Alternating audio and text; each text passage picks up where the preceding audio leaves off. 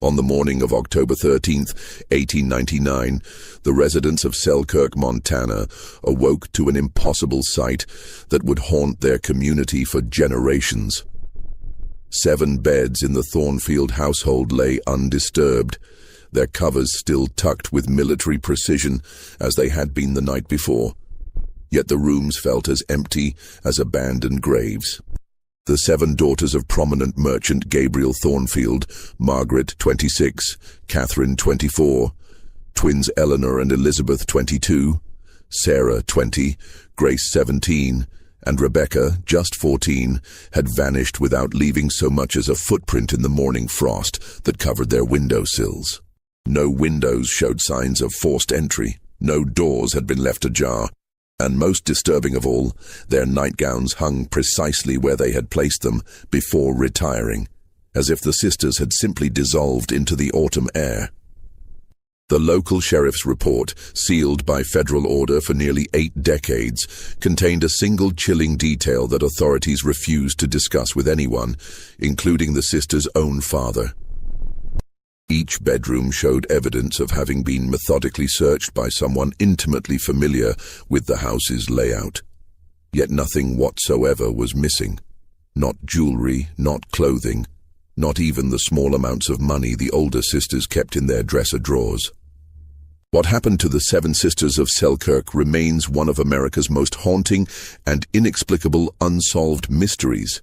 And the truth buried in those dusty government files reveals a conspiracy of greed, corruption, and human trafficking that reaches far deeper than anyone in that isolated Montana town dared imagine.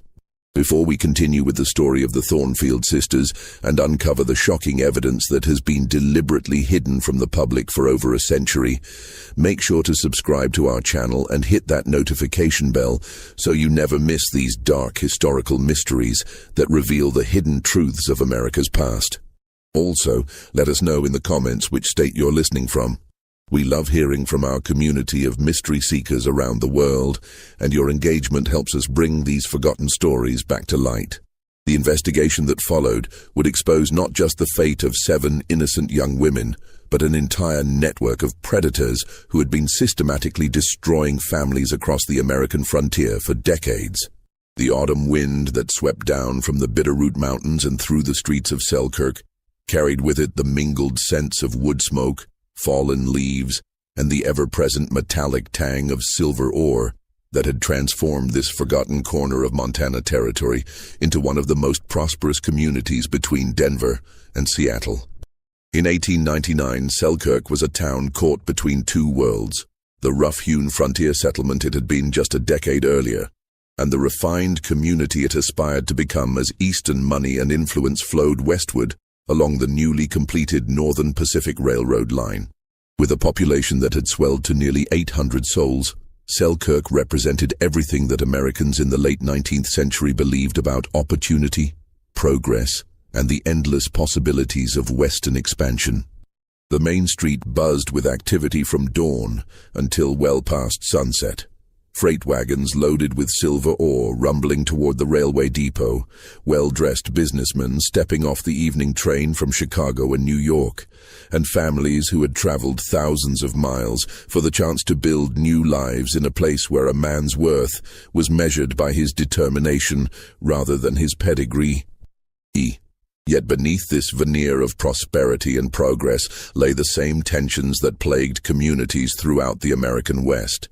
The rapid influx of money and people had created sharp divisions between the established families who had survived the lean early years and the newcomers who arrived with Eastern capital and sophisticated business connections.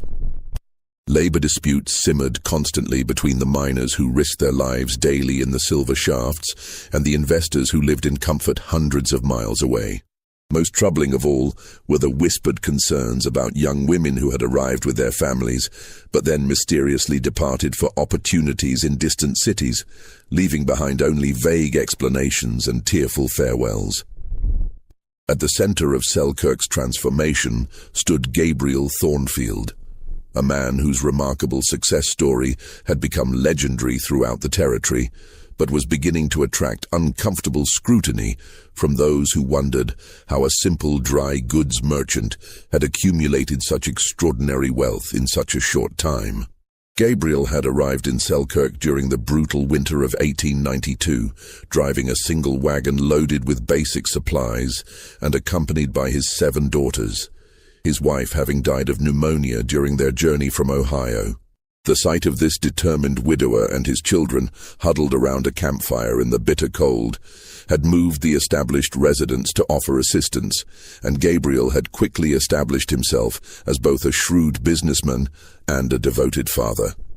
Within 2 years, Gabriel's modest general store had expanded to become the largest commercial establishment between Butte and Missoula. He had negotiated exclusive contracts with mining companies, established trading relationships with suppliers in Chicago and San Francisco, and somehow secured the financing necessary to build the most impressive private residence in 3 counties.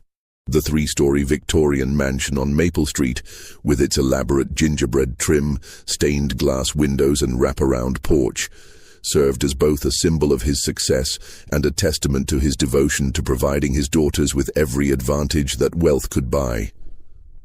The 7 Thornfield sisters had grown into young women who were admired and respected throughout the community, each developing distinct personalities and talents that contributed to Selkirk's cultural and social life.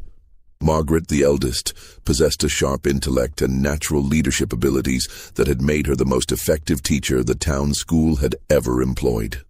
Her progressive teaching methods, which emphasized critical thinking and practical skills over rote memorization, had drawn praise from parents and education officials as far away as Helena. She was known for staying late to help struggling students, organizing advanced classes for gifted children, and advocating tirelessly for better resources and facilities. Catherine, just 2 years younger than Margaret, had inherited their mother's artistic talents and had transformed them into a passion that enriched the entire community. Her paintings, landscapes that captured the rugged beauty of Montana's mountains and valleys, portraits that revealed the character and dignity of frontier families, and still, lives that found beauty in the simple objects of daily life, adorned homes and businesses throughout Selkirk. She had organized cultural events that brought refinement and entertainment to the frontier town, including concerts, art exhibitions, and literary discussions that attracted visitors from neighboring communities. The twins, Eleanor and Elizabeth, were inseparable companions who had channeled their natural ability with needle and thread into a thriving seamstress business that employed several local women and provided services ranging from simple alterations to elaborate wedding gowns. Their shop had become a gathering place where women could discuss community affairs, share news, and support each other through the challenges of frontier life. Despite their identical appearance, the twins had developed distinct personalities. Eleanor was the more outgoing and business-minded, while Elizabeth possessed a quiet wisdom that made her a trusted confidant for many of Selkirk's residents. Sarah, 20 years old and blessed with a voice that could fill the Methodist Church without strain, had become the heart of Selkirk's religious and charitable activities. She organized the church choir, directed holiday pageants that drew audiences from throughout the valley, and led fundraising efforts for families affected by mining accidents or other tragedies. Her compassion and organizational skills had made her indispensable to the community's efforts to care for its most vulnerable members, including widows, orphans, and injured miners. Grace, at 17, had already demonstrated a mathematical ability that astounded her teachers and made her invaluable to her father's increasingly complex business operations. She could calculate compound interest in her head, balance multiple sets of books simultaneously, and spot discrepancies in financial records that escaped the notice of experienced bookkeepers. Her father had begun consulting her on major business decisions, and several prominent businessmen had remarked that Grace possessed the sharpest financial mind they had ever encountered in someone so young. Rebecca, the youngest at 14, brought joy and laughter to everyone around her with an infectious personality that could brighten even the darkest winter day. Despite her youth, she had already shown remarkable maturity by volunteering at the town's small library, where she read to children whose parents worked long hours in the mines or shops. Her natural empathy and genuine interest in others had made her beloved by families throughout Selkirk, and many predicted she would grow up to become a teacher or nurse who would continue her family's tradition of service to the community. The Thornfield family's prominence in Selkirk society, however, had begun to attract attention that Gabriel found increasingly uncomfortable. Some residents whispered that his rapid accumulation of wealth suggested connections to powerful interests back east, while others questioned how a man who had arrived with virtually nothing had secured the financing necessary to build such an elaborate home and expand his business so dramatically. These suspicions intensified during the summer and early autumn of 1899, as Gabriel began hosting private meetings with well-dressed strangers who arrived on the evening train and departed before dawn, conducting their business in hushed conversations behind the closed doors of his study. The political and economic climate of 1899 added another layer of tension to life in Selkirk and throughout the American West. The nation was still recovering from the devastating economic depression that had begun in 1893, and the effects of bank failures, business closures, and unemployment continued to ripple through communities that had previously enjoyed steady prosperity. Labor disputes were becoming increasingly common and violent in mining communities throughout Montana, Colorado, and Idaho, as workers organized to demand better wages, safer working conditions, and protection from the arbitrary power of distant investors who viewed frontier laborers as expendable resources. The recently formed Western Federation of Miners had been actively organizing workers throughout Montana, and several mines in neighboring towns had experienced strikes that sometimes turned violent when mine owners brought in armed guards or called upon territorial authorities for military intervention. Local business owners, including Gabriel Thornfield, found themselves caught between the legitimate demands of their workers and the expectations of Eastern investors who cared little for the welfare of frontier communities and demanded maximum profits regardless of human cost. This volatile atmosphere was further complicated by the rapid changes that railroad expansion had brought to previously isolated communities. The Northern Pacific's extension to Selkirk in 1896 had brought unprecedented prosperity, but it had also exposed the town to outside influences and criminal organizations that preyed upon frontier families. Reports circulated of confidence men, land speculators, and various criminal enterprises that followed the railroad lines westward, seeking opportunities to exploit the isolation and limited law enforcement resources of frontier settlements. The events of October 12, 1899, began with the kind of crisp autumn morning that made residents of Selkirk grateful for their decision to build lives in Montana's spectacular landscape. The maple trees that lined the town's main streets had reached their peak autumn colors, creating a canopy of gold and crimson that filtered the morning sunlight into patterns of extraordinary beauty. Gabriel Thornfield opened his general store at 7 o'clock sharp, as was his unchanging custom, while his daughters went about their established daily routines with the comfortable predictability that had characterized their family life for years. Margaret walked to the one-room schoolhouse at 8 o'clock, her leather satchel filled with the lesson plans she had prepared the evening before. Parents gathering at the school entrance noticed that she seemed more distracted than usual, responding to their greetings with polite but absent-minded nods, rather than her typical warm engagement with their concerns about their children's progress. Several mothers later recalled that Margaret's usually immaculate appearance seemed slightly disheveled, as if she had dressed hastily or without her normal attention to detail. Catherine set up her easel in the garden behind the family home, where she had been working for several weeks on a landscape painting that captured the autumn transformation of the Bitterroot Mountains. Mrs. Henrietta Walsh, who lived across the street and often watched Catherine work from her kitchen window, noticed that the young artist seemed unable to concentrate on her painting, frequently setting down her brush to pace around the garden or stare toward the train station at the edge of town. Most unusually, Catherine appeared to be painting the same small section of canvas over and over again, as if her hands couldn't execute what her mind was trying to create. The twins, Eleanor and Elizabeth, opened their seamstress shop at 9 o'clock and immediately began working on the elaborate wedding dress they were creating for Mayor Harrison's daughter. However, their usual cheerful chatter was replaced by intense whispered conversations that stopped abruptly whenever customers entered the shop. Mrs. Dorothy Fleming, who brought in a jacket for alterations, later testified that the twins seemed nervous and distracted, making uncharacteristic mistakes in their measurements and having to restart their work several times.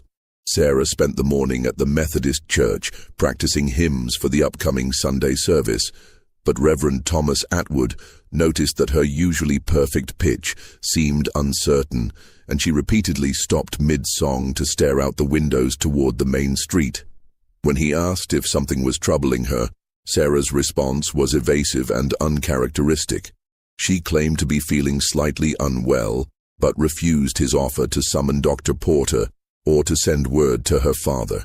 Grace worked in the general store alongside her father, but several customers commented that she seemed unusually quiet and made simple arithmetic errors that were completely unlike her normally flawless mathematical abilities.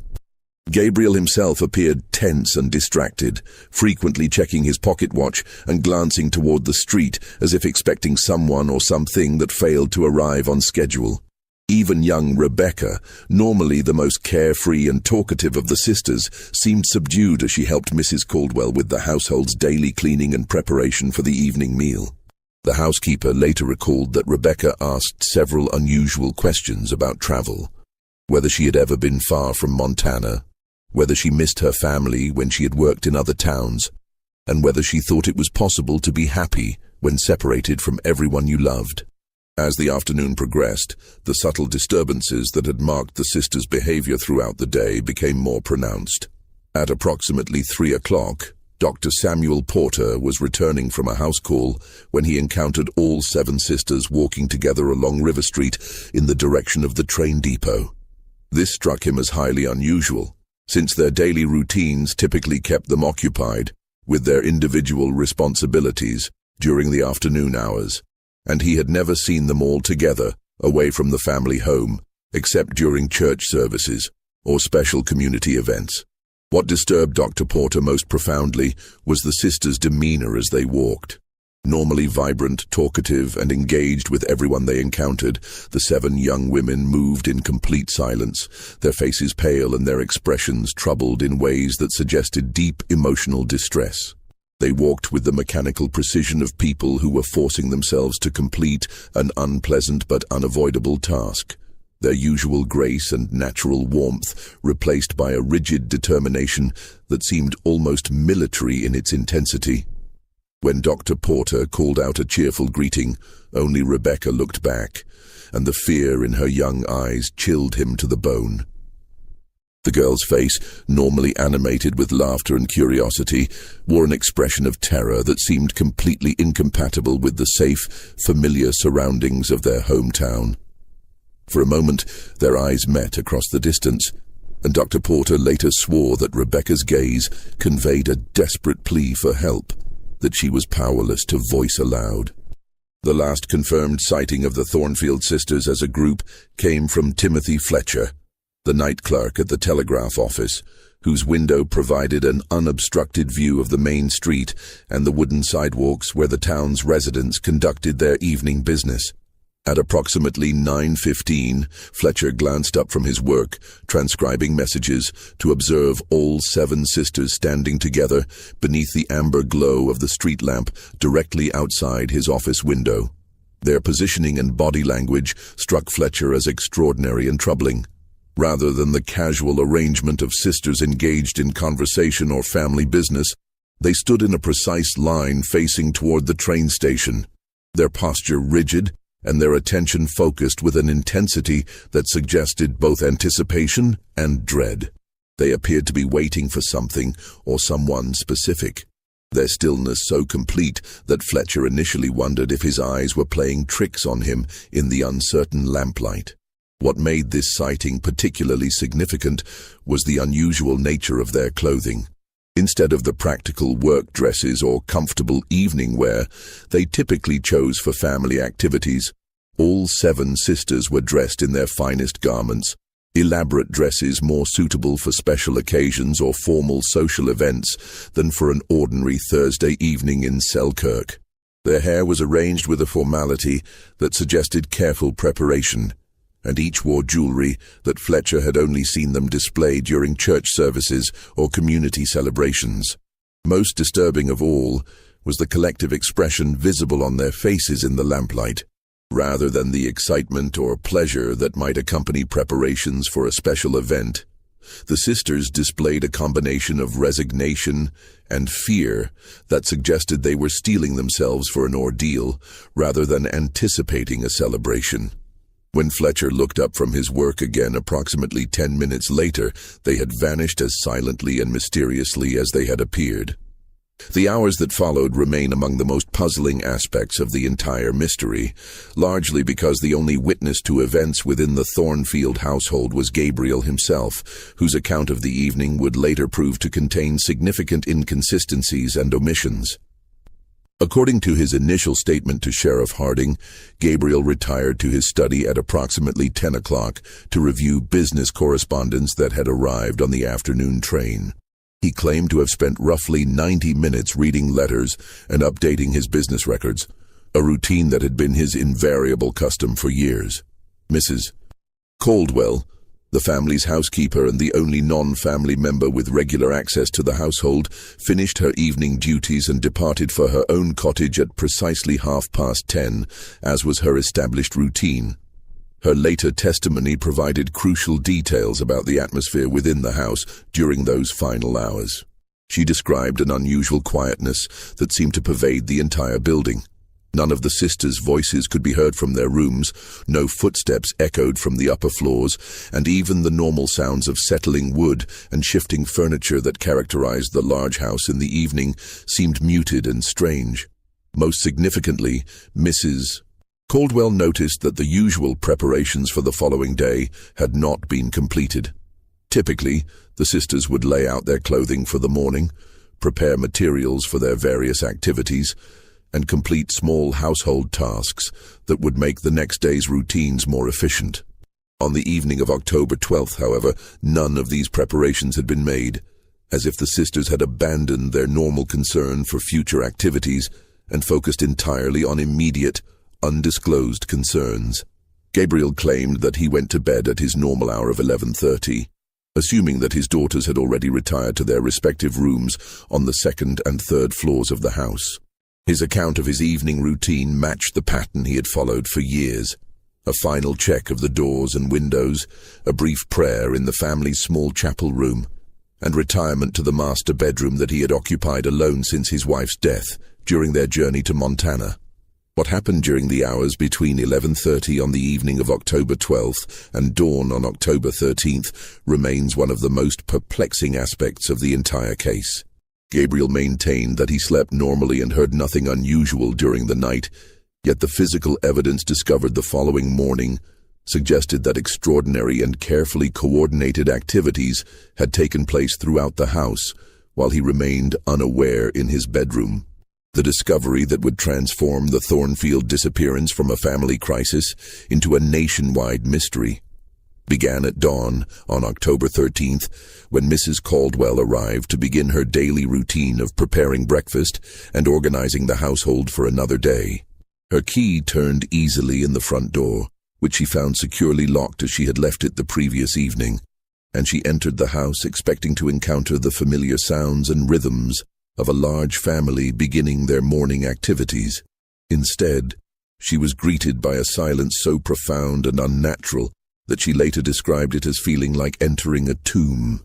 No footsteps echoed from the upper floors, no voices called morning greetings, and even the mechanical sounds of the house, the ticking of clocks, the settling of wooden beams, the whisper of air moving through the rooms, seemed muted and strange. Mrs. Caldwell's first instinct was to attribute this unusual quiet to the family's having overslept, perhaps due to late-night activities or the effects of the unseasonably cold weather that had settled over Selkirk during the night. Her concern began to escalate when she discovered that the kitchen showed no signs of having been used for the late evening snack that was part of the family's established routine. The sisters typically prepared tea and light refreshments around 10 o'clock each evening, gathering in the kitchen to discuss the day's events and make plans for the following day. On the morning of October 13th, however, the kitchen remained exactly as Mrs. Caldwell had left it the previous evening: clean, organized, and completely unused. Growing more puzzled and concerned, Mrs. Caldwell climbed the main staircase to the second floor, where Margaret, Catherine, and the twins maintained their bedrooms. The hallway was eerily quiet, with none of the doors standing open, as was typical when the sisters were preparing for their morning activities. When Mrs. Caldwell knocked softly on Margaret's door and received no response, she hesitantly turned the handle and discovered a sight that would haunt her for the rest of her life. Margaret's bedroom appeared precisely as it would have looked if she had never retired for the evening. The bed remained made with the same meticulous attention to detail that characterized Margaret's approach to all aspects of her life. Corners tucked with geometric precision, pillows arranged symmetrically, and the coverlet stretched without a single wrinkle. Her nightgown hung on its customary hook near the window, exactly where she had placed it before dressing for dinner the previous evening. Her brush and comb sat in their usual positions on the dressing table, alongside the small stack of books she had been reading and the lesson plans she had prepared for the following day's classes. Yet, despite this appearance of perfect order, something felt profoundly wrong about the room. Mrs. Caldwell, who had cleaned and organized this space hundreds of times over the years, immediately sensed that subtle changes had occurred. The items on Margaret's dressing table, while arranged neatly, were not positioned with the exact precision that Margaret invariably maintained. Several books had been removed from their shelves and replaced in incorrect order, and the papers in Margaret's desk showed signs of having been examined and restacked by someone unfamiliar with her organizational system. The discovery in Catherine's room was equally disturbing and puzzling. Like Margaret's, the bed showed no signs of having been slept in, and Catherine's artistic materials, brushes, paints, and canvases were arranged with a neatness that was completely uncharacteristic of her normally chaotic creative space. Catherine typically left her room in a state of organized disorder that reflected her artistic temperament, with half-finished paintings propped against the walls and art supplies scattered across every available surface. On the morning of October 13th, however, everything had been cleaned and organized with an almost obsessive attention to detail that was entirely foreign to Catherine's personality. The twins' shared bedroom presented the most disturbing evidence of whatever had occurred during the night. Eleanor and Elizabeth had always maintained their space with identical precision, their belongings arranged in perfect symmetry that reflected their close relationship and shared habits.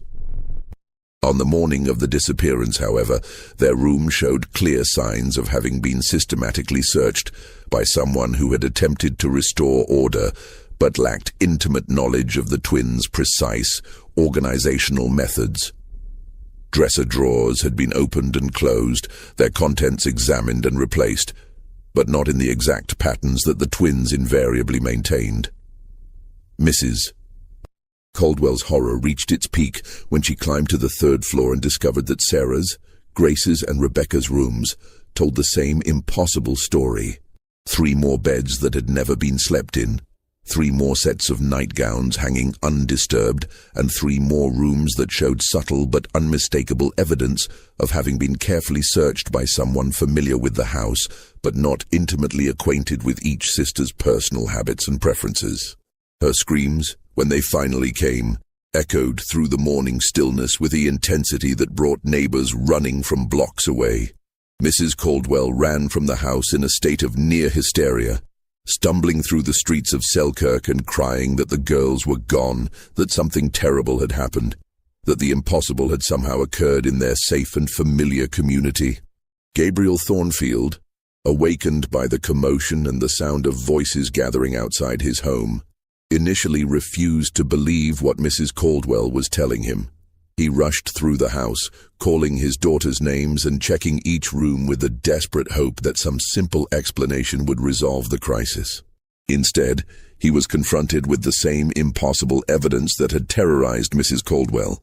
7 bedrooms that showed no signs of having been occupied during the night, yet clear indications that someone had methodically examined every personal belonging, every document, and every possession that the sisters had accumulated during their years in Selkirk.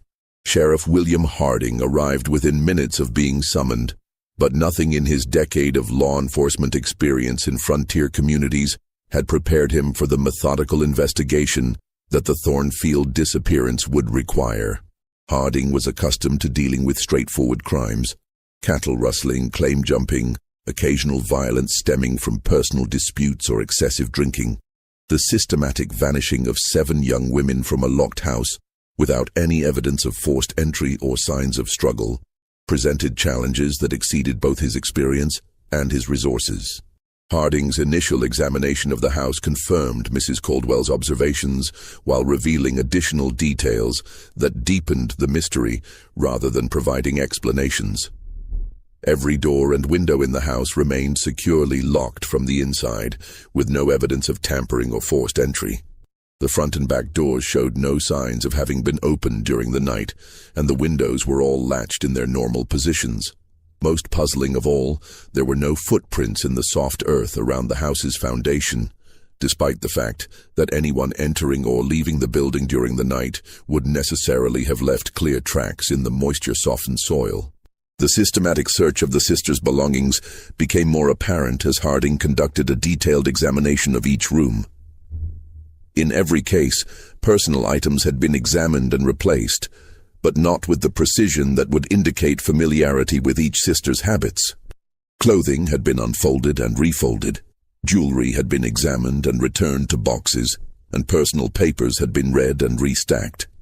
Yet nothing appeared to be missing. Valuable jewelry remained in plain sight, small amounts of money were undisturbed in dresser drawers, and even sentimental items that would be meaningful only to the sisters themselves remained exactly where they had always been kept. Sheriff Harding's investigation expanded systematically throughout Selkirk as he interviewed every resident who might have observed relevant details during the evening of October 12th or the early morning hours of October 13th. What emerged from these conversations was a pattern of strange occurrences and subtle disturbances that had been building throughout the summer and early autumn of 1899, creating an atmosphere of unease that many residents had noticed but few had been able to articulate clearly. Multiple witnesses reported seeing well-dressed strangers arriving on evening trains during the weeks leading up to the disappearance. These visitors, always impeccably dressed in expensive Eastern clothing and carrying expensive leather luggage, would conduct brief meetings with prominent citizens and then depart on the following morning's train without engaging in any of the normal social activities that characterized business visits to frontier communities. Their presence was noted not only because of their obvious wealth and sophistication, but also because of their deliberate avoidance of the kind of casual interaction that was customary in small communities where strangers were typically welcomed and included in social activities. The telegraph office confirmed an unusual volume of coded messages being sent to addresses in Chicago, New York, and San Francisco during the same period. Timothy Fletcher, the night clerk who had witnessed the sisters' final public appearance, revealed that these messages were typically sent late in the evening and consisted of seemingly random combinations of numbers and letters that meant nothing to him, but obviously conveyed specific information to their intended recipients. Most of these messages were sent by Gabriel Thornfield himself, though several other prominent citizens had also dispatched coded communications to the same Eastern addresses. The town's bank president, Charles Whitman, initially proved reluctant to discuss his institution's recent transactions, but Sheriff Harding's persistent questioning eventually revealed financial irregularities that cast Gabriel Thornfield's rapid success in an increasingly troubling light. During the 6 months preceding the disappearance, Gabriel had made several large withdrawals of gold coins, totaling amounts that represented a significant portion of his accumulated wealth. These withdrawals were unusual not only for their size, but also for their timing. They had occurred immediately following the visits of the mysterious Eastern strangers, suggesting a direct connection between these encounters and Gabriel's financial activities. More disturbing still were the bank's records of Gabriel's deposits and investments, which showed a pattern of wealth accumulation that seemed inconsistent with the profits that could reasonably be expected from operating a general store in a frontier community. Even accounting for the prosperity that the silver mines had brought to Selkirk, Gabriel's financial success appeared to far exceed what should have been possible through legitimate commercial activities. Whitman's records indicated that Gabriel had received regular payments from Eastern sources that had no apparent connection to his retail business, and these payments had increased substantially during the months leading up to his daughter's disappearance. As autumn stretched into winter, the case attracted attention from federal investigators and newspaper reporters from across the country. The story of the 7 missing sisters captivated the American public with its combination of mystery, tragedy, and hints of corruption that seemed to epitomize the darker aspects of frontier life. Newspapers from New York to San Francisco published detailed accounts of the disappearance, often accompanied by artists' renderings of the sisters and speculative theories about what might have happened to them. The federal investigation, led by Inspector Marcus Reed from the Department of Justice, brought resources and expertise that were far beyond what local authorities could provide. Reed had extensive experience investigating criminal organizations that operated across state and territorial boundaries, and his involvement in the Thornfield case reflected the federal government's growing concern about organized criminal activities in frontier communities. His investigation would eventually uncover evidence of corruption and criminality that extended far beyond the borders of Montana and involved some of the most prominent business and political figures in the American West. Inspector Reed's examination of Gabriel Thornfield's business records revealed financial irregularities that suggested connections to a sophisticated criminal organization. Gabriel's rapid accumulation of wealth coincided precisely with a series of questionable transactions involving mining claims, railroad contracts, and territorial government appointments. Most disturbing were his documented connections to a secretive investment group known as the Rocky Mountain Development Company, which had been acquiring mineral rights throughout Montana and other western territories using methods that local authorities were powerless to investigate or regulate. The Rocky Mountain Development Company proved to be a particularly elusive target for federal investigators. The organization operated through a complex network of subsidiary companies, shell corporations, and proxy agents that made it virtually impossible to identify its true owners or determine the source of its apparently unlimited financial resources. What Reed could establish was that the company had been systematically acquiring control of valuable natural resources throughout the West, often through arrangements that involved local officials and prominent citizens who received substantial payments in exchange for their cooperation. Gabriel Thornfield's relationship with this organization appeared to have begun shortly after his arrival in Selkirk, when he received what his records described as investment capital that enabled him to expand his business far beyond what would have been possible through normal commercial profits. In exchange for this financial support, Gabriel had apparently provided the organization with detailed information about local mining operations, land ownership patterns, and political developments that could affect business opportunities in the region. As winter settled over Selkirk and the immediate search for the 7 sisters gradually shifted from active investigation to cold case status, the town itself began to undergo changes that reflected the trauma and suspicion that the disappearance had generated.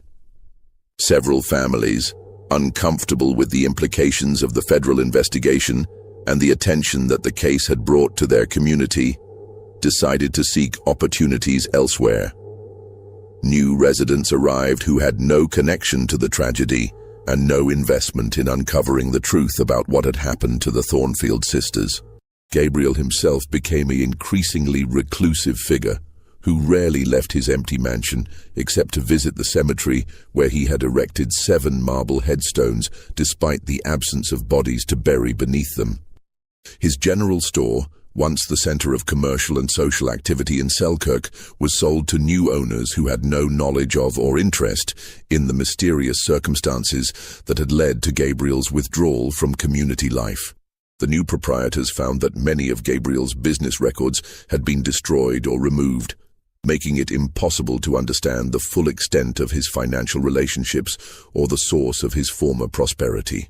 The physical evidence of the sisters' former presence gradually disappeared from Selkirk as well. Their clothing and personal belongings were packed away in the mansion's attic. Their artistic and literary contributions to community life were replaced by new activities organized by recent arrivals. And even their names began to fade from daily conversation as residents focused on moving forward rather than dwelling on a mystery that seemed destined to remain forever unsolved. By the spring of 1901, many of Selkirk's original residents had departed for opportunities in other communities, taking with them their memories, suspicions, and theories about what had really happened to the Seven Sisters. The town that emerged from this transition bore little resemblance to the close-knit community that had existed before October 13, 1899. In its place was a more impersonal settlement populated largely by people who had no emotional investment in the Thornfield tragedy and no interest in pursuing investigations that might threaten their own opportunities for prosperity and advancement. The transformation of Selkirk from a community united by shared history and mutual support into a collection of strangers focused primarily on individual advancement reflected broader changes that were occurring throughout the American West as the 19th century drew to a close. The frontier's promise of limitless opportunity and democratic equality was increasingly challenged by the reality of organized exploitation, systematic corruption, and the growing power of Eastern financial interests that viewed Western communities as sources of natural resources rather than as collections of human beings deserving protection and respect. 23 years after the disappearance that had shattered the Thornfield family and transformed the community of Selkirk, a discovery in Chicago would reopen the case and reveal connections that stretched far beyond the borders of Montana Territory. In the spring of 1922, during the demolition of an abandoned warehouse on the city's south side, construction workers uncovered a hidden room that had been concealed behind false walls and forgotten for decades. The chamber contained dozens of filing cabinets, storage boxes, and personal items that told the story of a criminal enterprise that had operated with impunity throughout the late 19th and early 20th centuries. Among the artifacts discovered in this hidden archive were 7 small photographs, each showing one of the Thornfield sisters in formal poses that suggested professional studio work.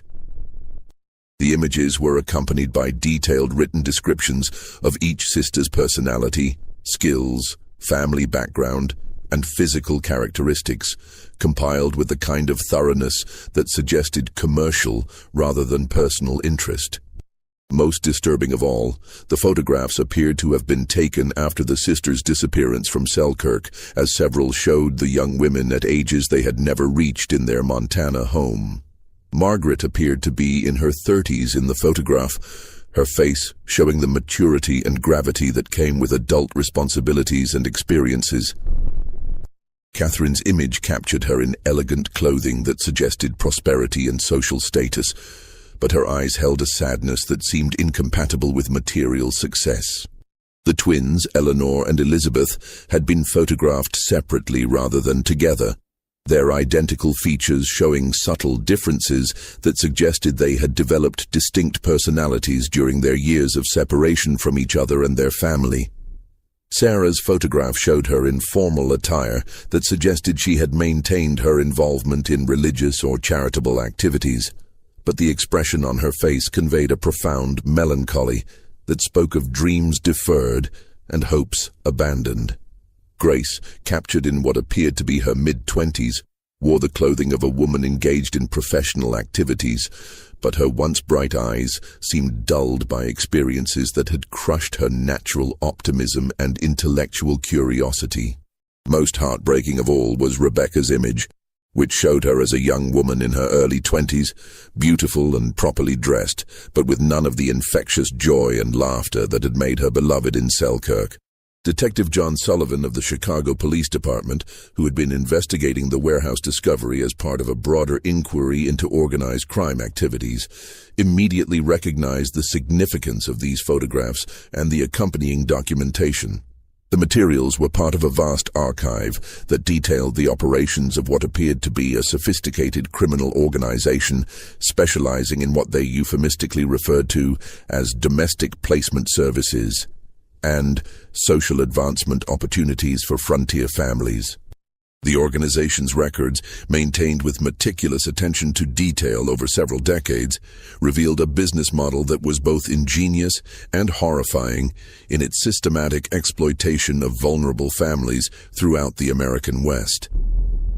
The criminals had identified communities and families whose isolation, economic struggles, or social circumstances made them susceptible to offers that promised better lives for their children, particularly their daughters. They operated through a network of seemingly legitimate businesses, employment agencies, matrimonial services, educational institutions, and charitable organizations that provided perfect cover for their actual activities. Detective Sullivan's investigation revealed that the organization had been operating under various names and through multiple front companies since at least 1885, systematically targeting families in frontier communities where law enforcement was limited and communication with outside authorities was difficult or impossible. Their methods involved careful research into local conditions, identification of families who might be vulnerable to financial pressure or social manipulation, and the deployment of sophisticated confidence schemes designed to convince parents that they were providing their daughters with opportunities for advancement and prosperity. The process typically began with the arrival of well-dressed strangers who presented themselves as representatives of Eastern businesses, educational institutions, or social organizations seeking to recruit young women for positions that promised significant financial rewards and social advancement. These recruiters carried impressive credentials, letters of recommendation from prominent figures, and detailed proposals that seemed to offer genuine opportunities for families struggling with the limitations and hardships of frontier life. Parents who expressed interest in these opportunities were gradually drawn into increasingly complex arrangements that involved financial investments, business partnerships, or other commitments that made it difficult for them to withdraw from the process once it had begun. The organization's representatives were skilled at identifying each family's particular vulnerabilities, financial pressures, social ambitions, concerns about their daughters' futures in isolated communities, and crafting proposals that addressed these specific concerns, while gradually increasing the family's dependence on the organization's resources and expertise. The final stage of the process involved the actual removal of the young women from their families and communities, typically accomplished through elaborate deceptions that convinced both the victims and their families that they were participating in legitimate opportunities for advancement. In some cases, the young women were told they were traveling to distant cities for employment or educational opportunities, while their families were informed that their daughters had decided to pursue independent lives in more sophisticated urban environments. Detective Sullivan's investigation into the Thornfield case specifically revealed that Gabriel's involvement with the organization had begun much earlier than anyone in Selkirk had realized. The hidden archive contained correspondence dating back to 1893, just 1 year after Gabriel's arrival in Montana, indicating that his rapid business success had been facilitated by the organization in exchange for his cooperation in their activities. Gabriel had apparently served as a local agent who identified suitable families and helped coordinate the organization's operations throughout the Montana Territory. The letters between Gabriel and his handlers revealed a man who had gradually become trapped in a web of obligations and dependencies that he was powerless to escape. His initial involvement had been relatively minor, providing information about local families and serving as a character reference for the organization's representatives when they arrived in Selkirk. However, His role had expanded over time as the organization's leaders recognized his intelligence, local influence, and desperate need for the financial support they provided. By 1899, Gabriel's position had become untenable as federal investigators began examining the organization's activities, and local residents became increasingly suspicious of the strange visitors and mysterious business dealings that had characterized Selkirk's recent prosperity. The organization's leaders had apparently decided that Gabriel's usefulness was outweighed by the risk he represented, and they had demanded that he fulfill his ultimate obligation to them by providing his own daughters as compensation for the investments they had made in his success. The correspondence revealed Gabriel's growing desperation as he realized the true nature of what was being demanded of him. His letters showed a man torn between his love for his daughters and his terror of the consequences that would follow if he refused to cooperate with the organization's demands. The threats against his family and community were subtle but unmistakable. Business failures, legal prosecutions, physical violence, and social ostracism that would destroy everything he had worked to build in Montana. Most tragic of all were Gabriel's attempts to find alternatives that would satisfy the organization's demands without sacrificing his daughters. He had apparently explored various possibilities, offering additional financial payments, proposing to recruit other families' daughters, and even suggesting that he relocate his entire family to a distant state where they would be beyond the organization's reach. All of these proposals had been rejected, and Gabriel had been informed that only the surrender of his 7 daughters would satisfy his obligations and ensure his family's safety. The final entries in Gabriel's correspondence, dated just days before the disappearance, revealed a man who had accepted the inevitable while desperately hoping that his daughters would somehow survive and eventually forgive him for his catastrophic failure to protect them. He had been assured that his daughters would be well treated, provided with comfortable lives, and married to wealthy gentlemen who would appreciate their frontier virtues and provide them with social and economic advantages they could never achieve in Montana. Just when we thought we'd seen it all, the horror in this conspiracy deepens beyond anything we could have imagined. If this story is giving you chills, share this video with a friend who loves dark mysteries, hit that like button to support our content, and don't forget to subscribe to never miss stories like this. Let's discover together what happens next in this devastating tale of betrayal and systematic exploitation.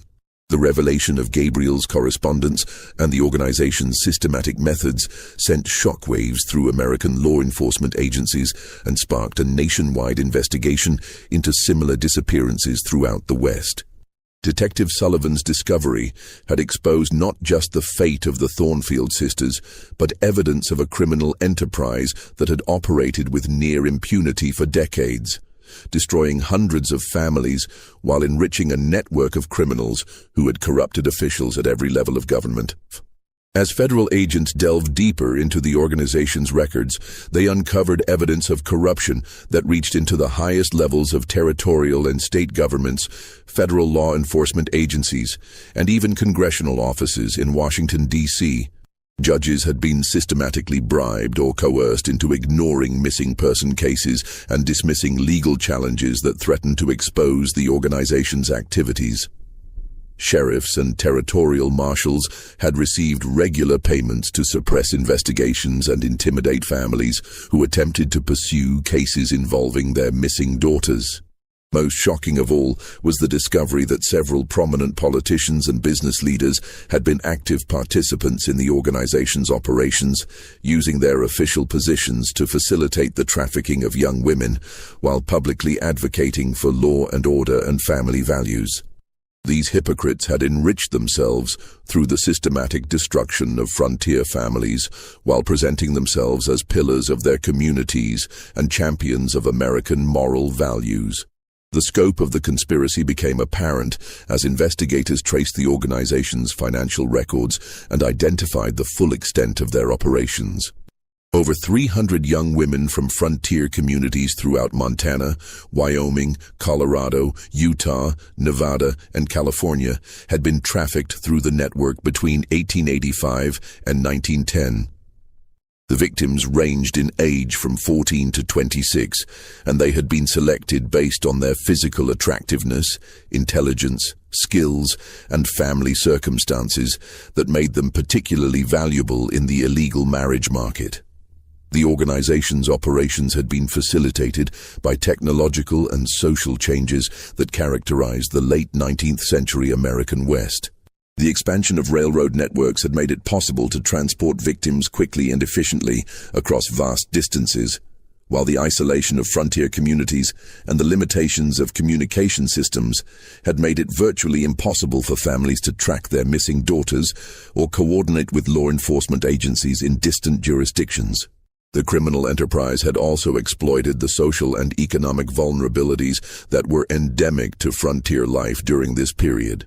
Families struggling with poverty, social isolation, and limited opportunities for their children's advancement had been particularly susceptible to offers that promised better lives through arrangements that seemed legitimate and beneficial. The organization's representatives had been skilled at identifying these vulnerabilities and crafting proposals that addressed each family's specific concerns, while gradually drawing them into arrangements that they would never have accepted if they had understood the true nature of what was being proposed. In Selkirk itself, the investigation's revelations split the community between those who demanded justice for the Thornfield sisters and accountability for the officials who had enabled their disappearance, and those who feared the economic and social consequences of pursuing investigations that would expose the extent of local involvement in the conspiracy. Many residents had benefited either directly or indirectly from Gabriel Thornfield's prosperity and the investments that the Rocky Mountain Development Company had made in local businesses and infrastructure. The town's mayor, banker, and several prominent merchants found themselves implicated in the cover-up that had followed the sisters' disappearance, having received payments to suppress questions and discourage investigations that might have exposed the truth years earlier. Several local officials had known or suspected that Gabriel's wealth came from questionable sources, but they had chosen to remain silent in exchange for the economic benefits that his prosperity brought to their community. The most shocking discovery in Selkirk came when investigators examined the records of the local cemetery and discovered that the 7 marble headstones Gabriel had erected for his daughters contained a hidden message that revealed his knowledge of their fate. The dates carved into the monuments did not represent the sisters' deaths, as everyone had assumed, but rather the dates when they had been forced into arranged marriages in distant cities. Gabriel had been informed of each placement and had marked the occasion with what appeared to be a memorial, but was actually a record of his daughter's enslavement. The revelation that Gabriel had known his daughter's fates all along and had chosen to maintain the fiction of their mysterious disappearance rather than expose the truth and risk retaliation against other families transformed him from a tragic victim into a willing participant in their destruction. His suicide note, discovered after his death in Denver, revealed that his guilt and despair had driven him to madness, but also that he had possessed information that could have led to his daughter's rescue if he had found the courage to reveal it to authorities. As the federal investigation expanded, it became apparent that the organization responsible for the Thornfield tragedy had not been dismantled in 1910 as previously believed, but had simply evolved and adapted to changing social and economic conditions. By 1922, the network had transformed itself into what appeared to be a collection of legitimate employment agencies, matrimonial services, and social organizations, but continued to operate using refined versions of the same predatory methods that had destroyed the Thornfield family. The modernized operation had adapted to urban environments and changing social norms while maintaining its fundamental business model of exploiting vulnerable young women and their families. Instead of targeting isolated frontier communities, the organization now focused on recent immigrants, rural families displaced by economic changes, and urban families struggling with poverty and social dislocation in rapidly growing cities. The final pieces of the Thornfield mystery fell into place when federal investigators, armed with evidence from the Chicago warehouse and Gabriel's correspondence, launched a coordinated series of raids across 12 states, In the spring of 1922, the operation, involving over 200 federal agents and local law enforcement officers, targeted the modernized network that had evolved from the organization responsible for the sisters' disappearance, while simultaneously searching for any surviving victims of the original trafficking operation. The raids yielded evidence that exceeded even the investigators' worst expectations. In addition to liberating dozens of women who were still being held against their will in various forms of involuntary servitude, the operation uncovered detailed records that documented the fates of hundreds of missing persons, including comprehensive information about the Thornfield sisters and their experiences following their removal from Selkirk.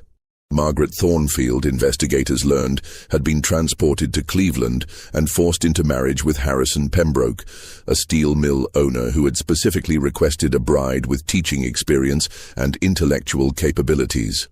The marriage had been presented to Margaret as a legitimate arrangement that would provide her with social status and financial security while allowing her to pursue her educational interests in a more sophisticated urban environment. The reality had been far different. Pembroke had treated her as little more than an ornamental possession whose primary value lay in her ability to enhance his social reputation and provide him with children who would inherit her intelligence and refinement. Margaret had borne 3 children during her years of captivity, but she had been forbidden from contacting her family or revealing her true identity to anyone, including her own children, who had been told that their mother was an orphan with no living relatives.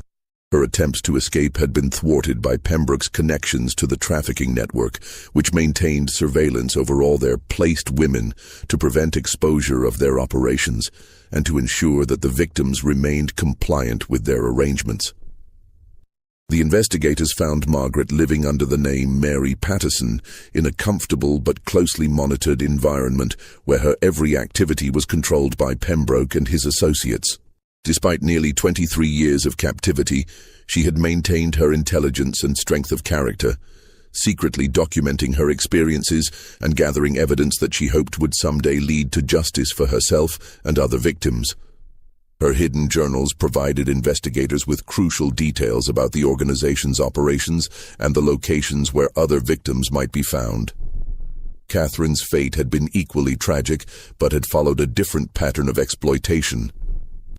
She had been taken to Milwaukee and married to Augustus Richardson, an art collector who had specifically sought a wife with artistic talents that he could exploit for both personal pleasure and commercial gain.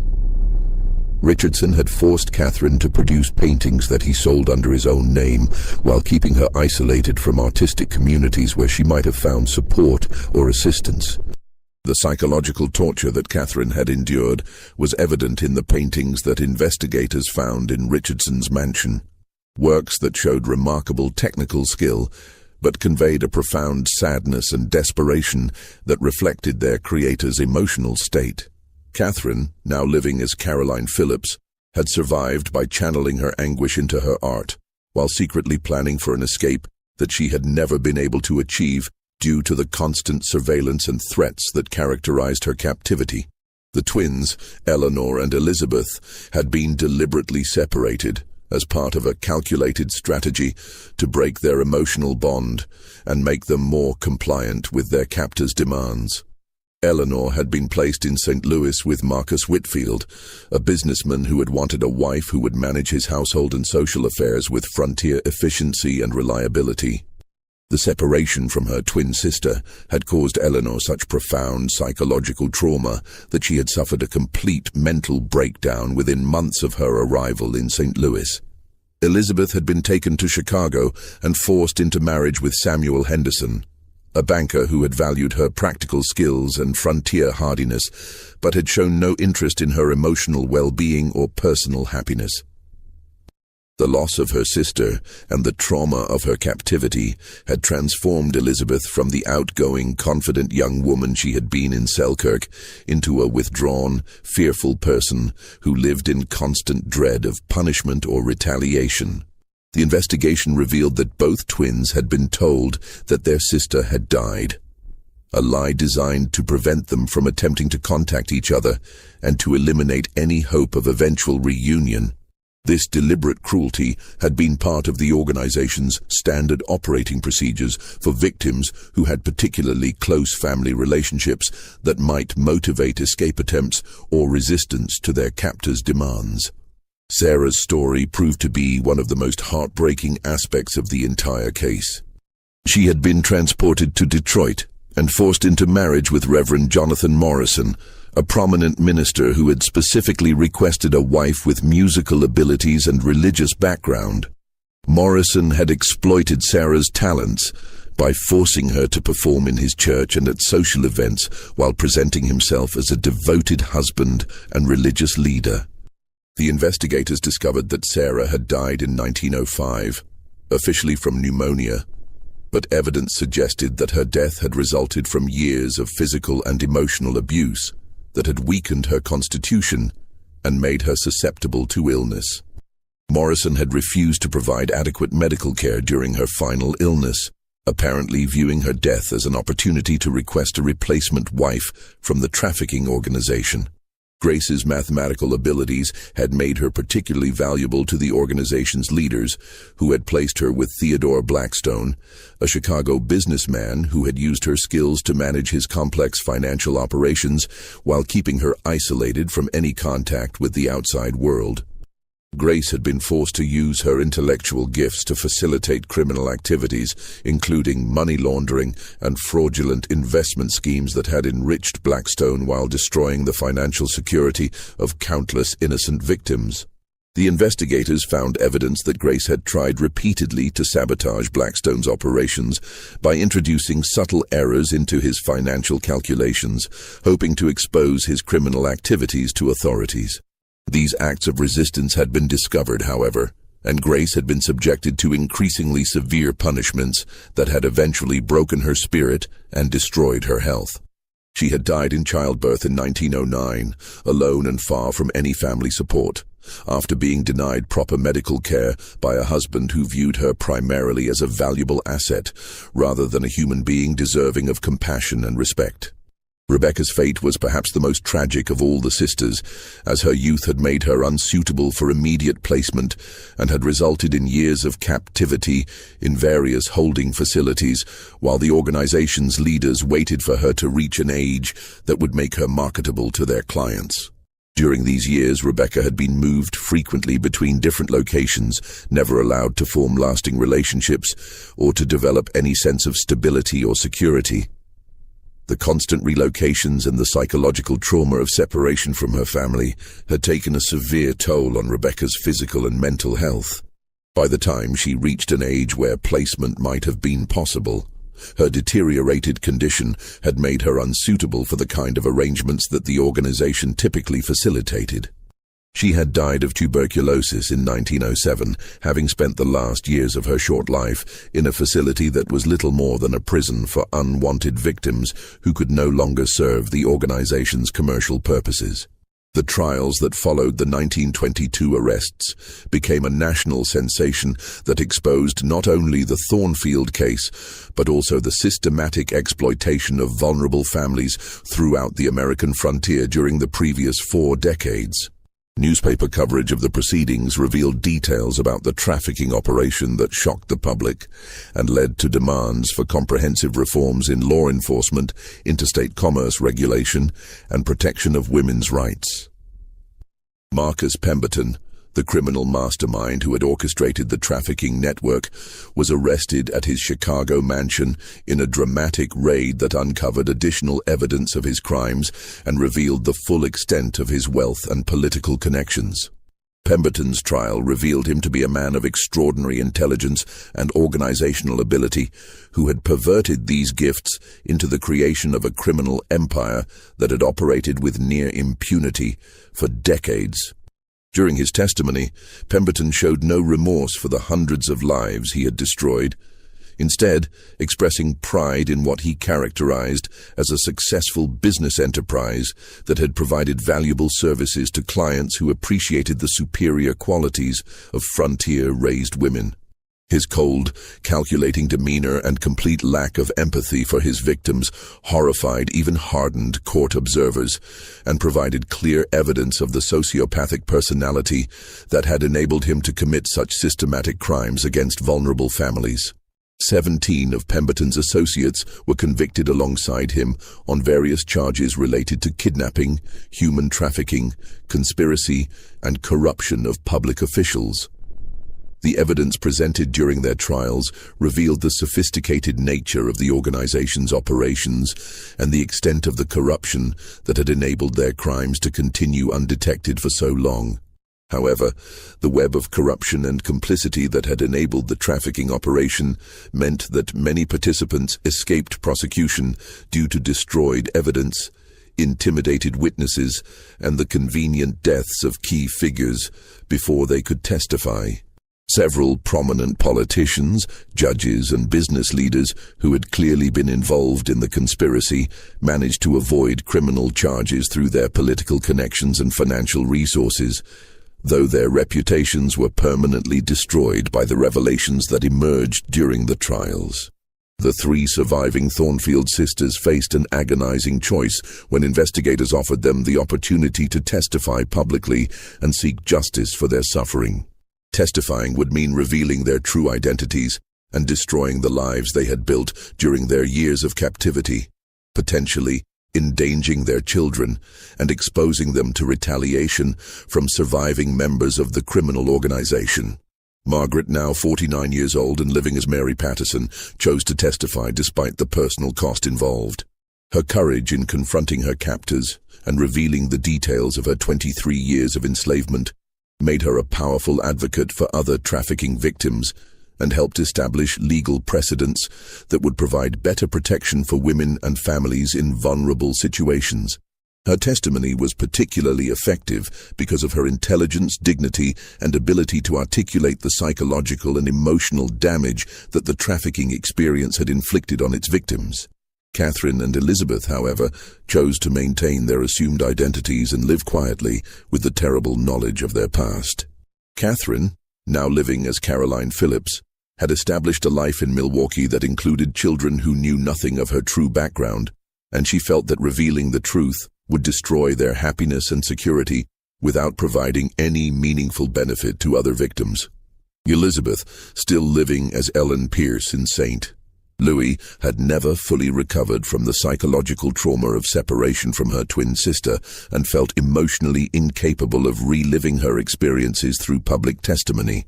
The decision to remain silent was respected by the investigators, who understood that these women had already sacrificed enough and had no obligation to expose themselves to further trauma in pursuit of justice that might ultimately prove elusive.